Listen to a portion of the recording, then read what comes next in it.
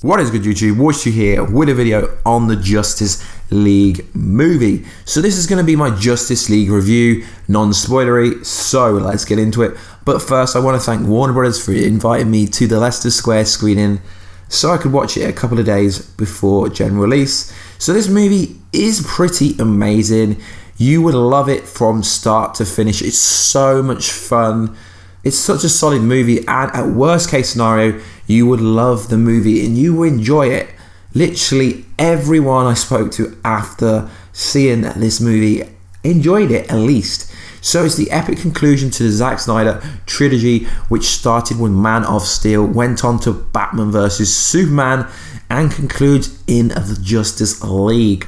So this movie for me is easily the best DCEU movie, and it's a lot more developed than Wonder Woman, because Wonder Woman for me was good, but the ending didn't really make much sense, and you kind of lost where the character storyline and why they were doing what they were doing.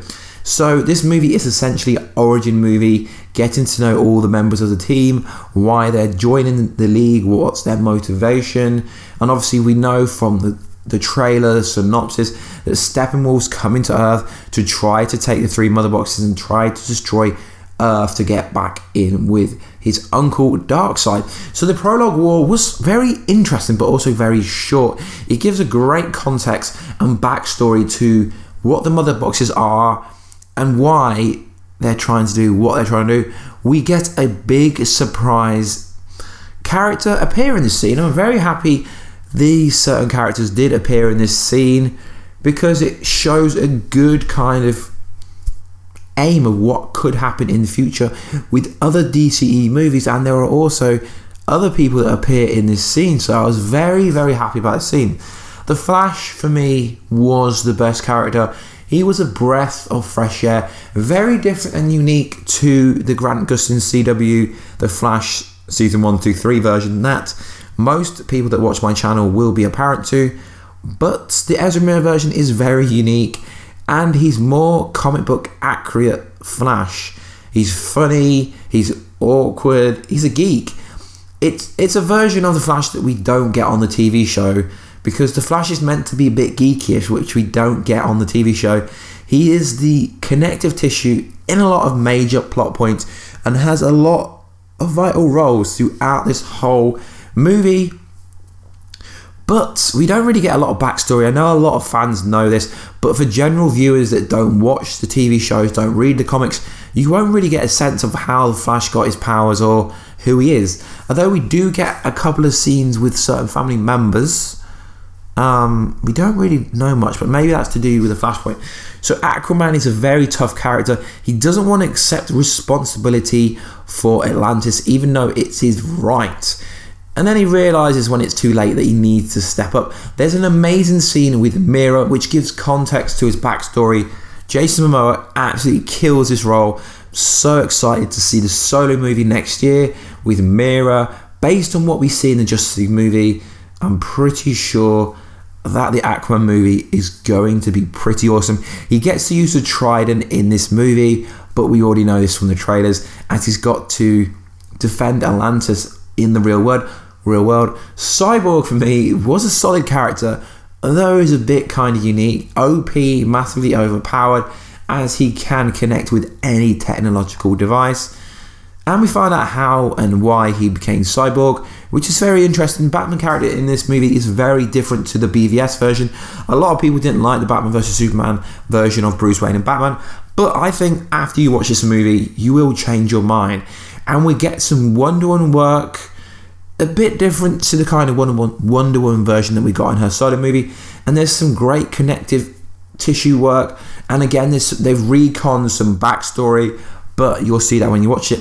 Superman. Now, I don't want to give anything away as this is non-spoilery, but Superman, if you already love the Man of Steel version, the version in Batman vs Superman, you're going to absolutely love this dude. He has some of the best scenes, some of the most accurate comic book scenes in the whole movie.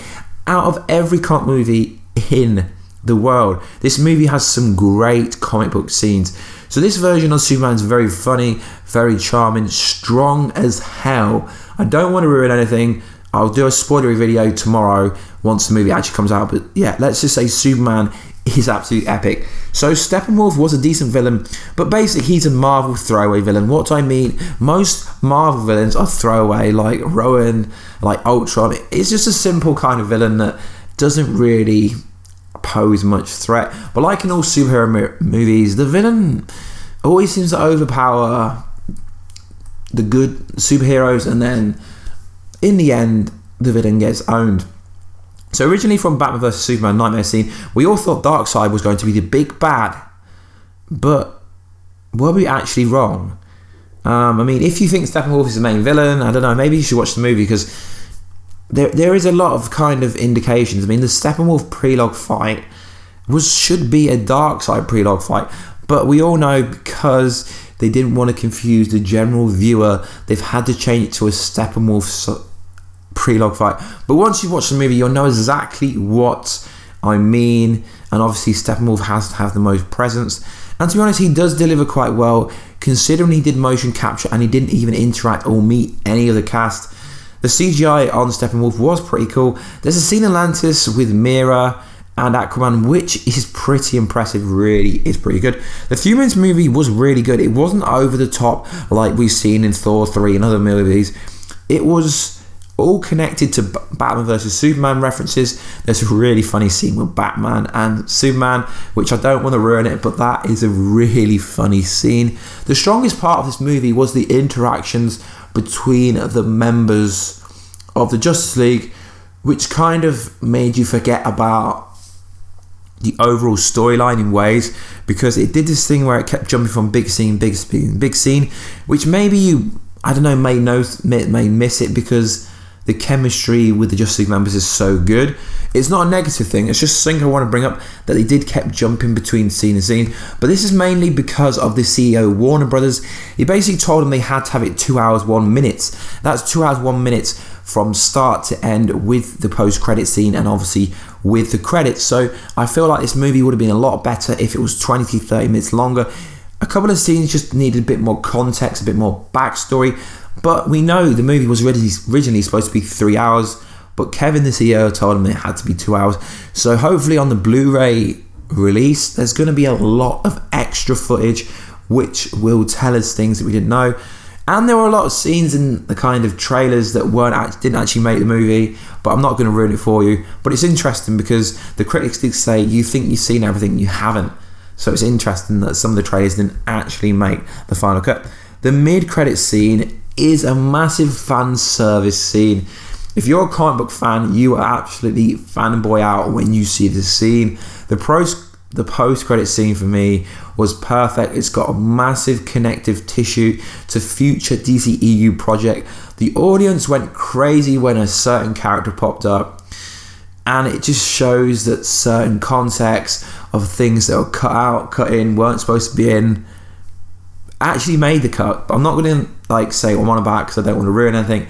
But make sure you actually do stay for the 2 post-credit scenes. The audience throughout were clapping and laughing, and you could clearly tell that in the Leicester Square, London screening that I went to, the audience generally loved the movie. So, in my opinion, except for the few negative things, this is an awesome movie, and I would say it's one of the best superhero movies ever.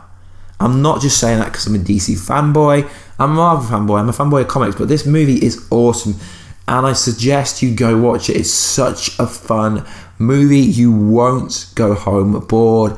It's that short that it's over before it's really started. But that's just my thoughts on the Justice League movie. Like I said, I will have a post-credit in-depth video out and a spoilerish video when I can go into certain scenes that I really want to talk about, but I don't want to do that until the movie's actually out, because I just think it's a bit wrong, because it's not really out yet officially till tomorrow. So anyway guys, please like, subscribe and comment if you want it. That would be awesome. I will catch you in another Justice League or Flash or Arrow or DC TV or DCEU video or MCU video very soon. Hit that notification button guys if you could down below. It's the red one just below Warstu, and I will catch you in another video guys very soon. Catch ya later.